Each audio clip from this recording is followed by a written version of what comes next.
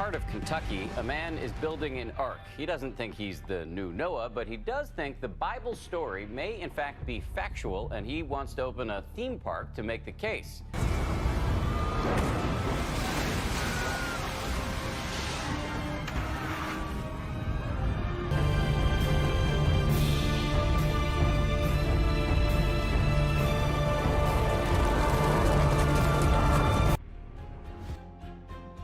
After several decades of futile search, Noah's Ark is said to be found in Turkey. For years, archaeologists and experts have searched for the remains of this fascinating wooden structure, but all to no avail. Recently, Christians have been quite excited about the discovery of the Ark because of its invaluable significance in the Bible and history. However, something intriguing about the discovery of the Ark is that it's not just enough that it was found. Still, something shocking has been discovered in the Ark that has sent cold shivers down people's spines. But what could this be? And what does it mean for the world? Let's find out. Noah's Ark, the fascinating wooden structure that saved his family and pairs of animals from the flood that was meant to destroy the evil on earth, was said to have been found in Turkey.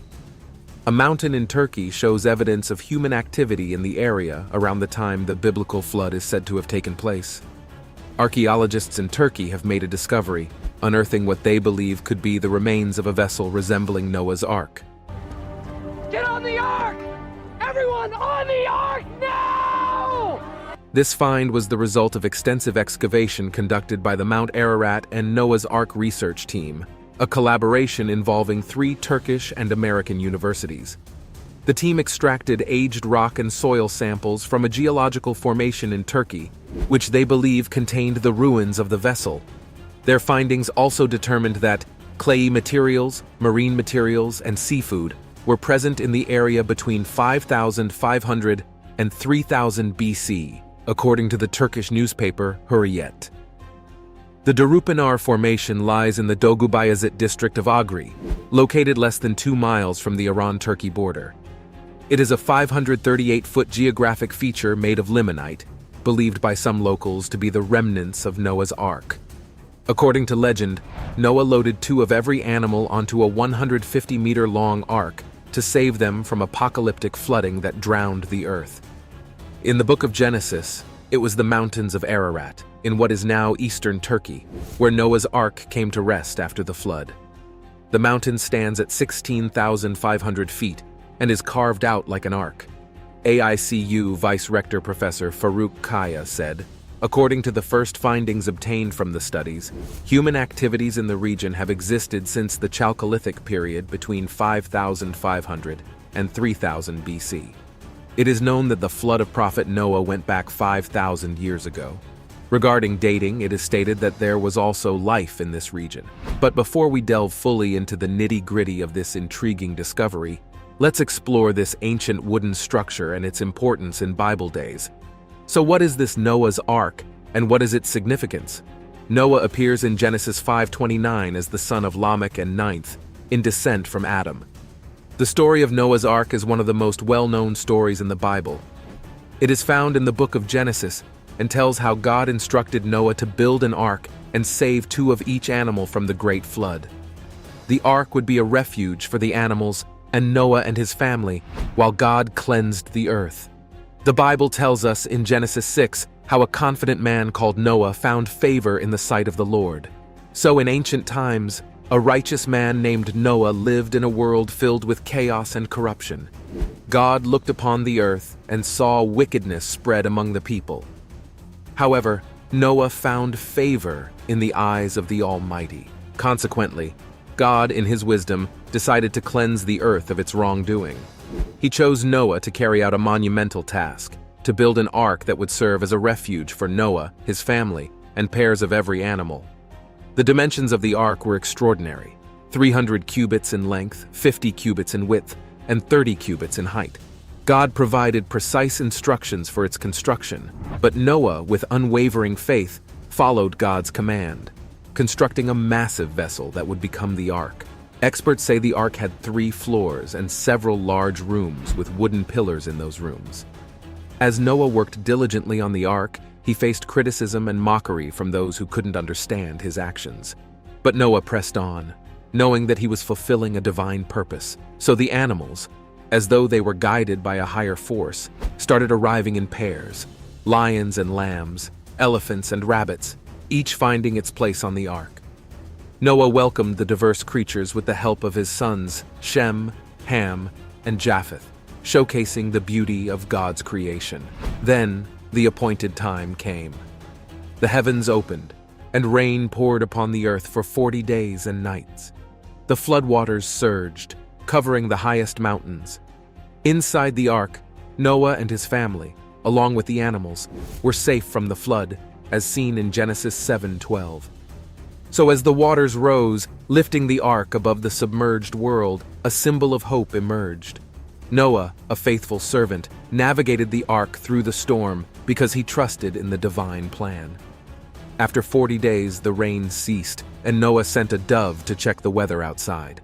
The dove returned with an olive leaf, signifying that life was returning to the earth. However, Noah waited patiently for the waters to recede. When the time was right, he opened the ark's door, and the human and animal inhabitants stepped onto the dry land. Then God made a rainbow appear in the sky as a covenant from God, promising never again to flood the earth. Noah and his family, filled with gratitude, embarked on a new beginning. The earth was reborn, and they understood the importance of God's guidance and their unwavering faith. The religious meaning of the flood is conveyed after Noah's heroic survival. He then built an altar on which he offered burnt sacrifices to God, who then bound himself to a pact never again to curse the earth on man's account. God also renewed his commands given at creation, but with two changes. Man could now kill animals and eat meat, and the murder of a man would be punished by men.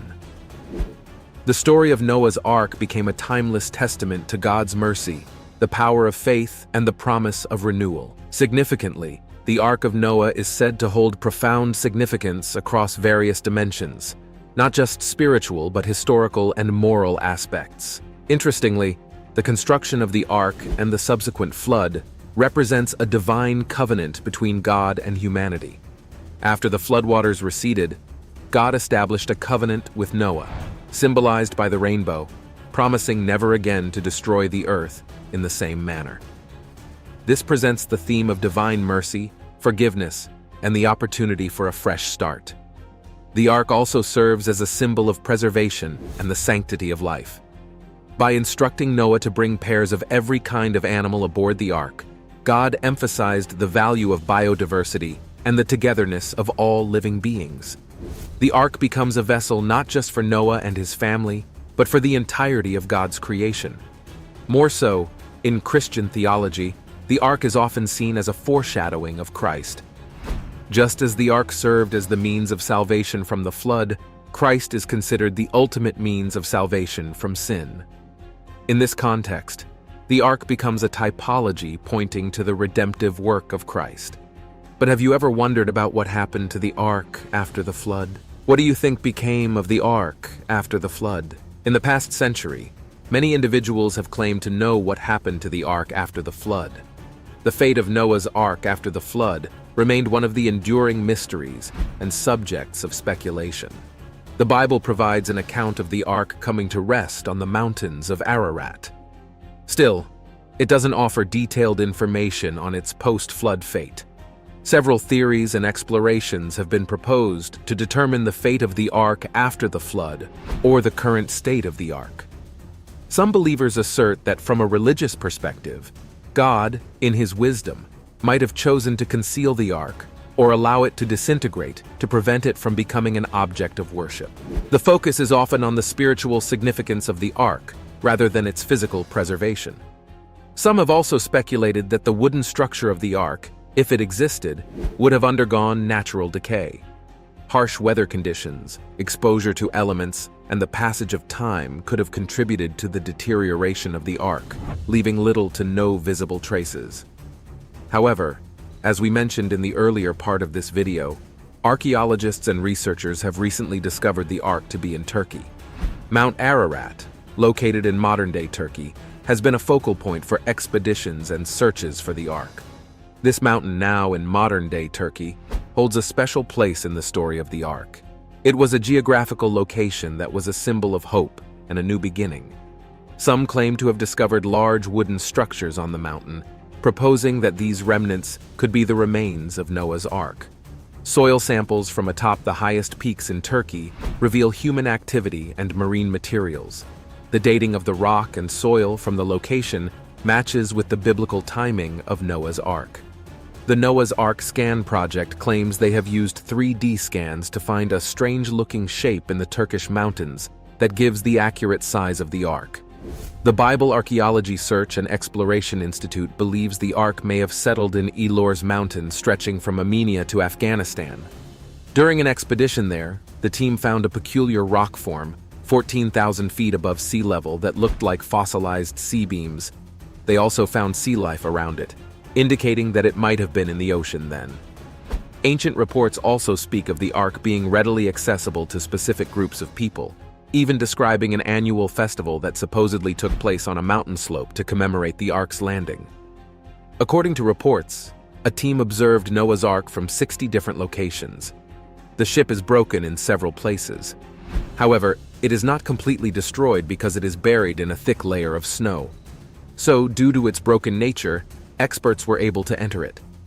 Chinese expert Dean Chen, who inspected the ship, asserted that each room on the ship is 5 m high and any animal can easily fit in. He also observed the pieces of the ship with radiocarbon technology and claimed that it is 4,800 years old. Several boxes were said to be found on the ship, but the Chinese experts could not open them. However, some have asserted that the claim of discovering Noah's Ark is not new. Interestingly, during World War II, a British soldier called Leonard went to Iraq to participate in the war. He was very interested in history and archaeology.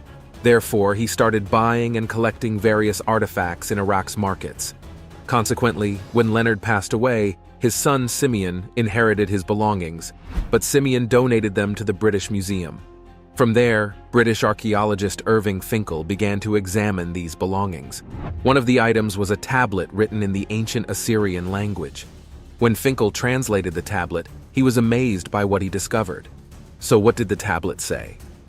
The tablet read that when humans became too sinful, God became angry with them and decided to drown the sinners. Then the angels delivered God's message to a righteous man, Noah, who lived in the Tigris and Euphrates valleys. God commanded Noah to build an ark and bring righteous people on board and a pair of every living creature. The tablet described the ark as so large that it was the size of a football stadium. It was also written on the tablet that Noah's Ark was not as long as today's ship, but egg-shaped. In those days, ships of this kind used to run in the Tigris and Euphrates, but that's not all. Many have speculated that the Ark of Noah's narrative is a subject of biblical archaeology. There have been discussions around its connectivity with biblical narratives, and it has also been a sign of end times prophecy, inciting God's salvation plan about end times. But what biblical narrative is it connected to? And does it have anything to do with end times? Noah's Ark, a well-known biblical story, has intrigued many with the idea of a massive boat saving pairs of animals from a great flood. While the story is rooted in religious beliefs, archaeological explorations have sought evidence of the Ark's existence. The Bible describes Noah constructing the Ark to escape a worldwide flood. The search for physical proof begins with examining historical records and geological formations. Some researchers propose that the flood was a localized event, pointing to evidence of ancient floods in the Mesopotamian region. In the late 19th century, an Assyriologist named George Smith translated a Babylonian text called the Epic of Gilgamesh, which bears striking similarities to the Noah's Ark story. This led some to speculate that both narratives could be based on a shared ancient flood myth. Consequently, the quest for Noah's Ark combines religious belief with archaeological curiosity. Despite intriguing discoveries and theories, the elusive nature of tangible evidence keeps the Ark's existence an open question. As technology advances and methodologies improve, future expeditions may shed more light on this ancient mystery, offering a deeper understanding of our shared human history. So, does it have a connection with end times? The biblical narrative of Noah's Ark recounts a historic flood and carries profound themes of redemption and God's plan for salvation. Exploring parallels between Noah's story and end times prophecy provides a fascinating perspective on how ancient tales can resonate with beliefs about the future. Significantly, Noah's Ark is often seen as a symbol of salvation.